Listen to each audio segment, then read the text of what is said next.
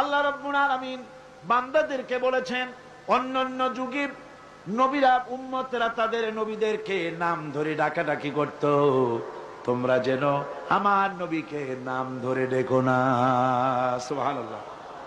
এই কোরআন শরীফের ভিতরে ইয়া আদম, ইয়া জাকারিয়া, ইয়া ইয়াহইয়া, ইয়া মূসা, ইয়া ইব্রাহিম, এভাবে করে নবীদেরকে আল্লাহ রাব্বুল আলামিন নাম ধরে ধরে রেখেছেন।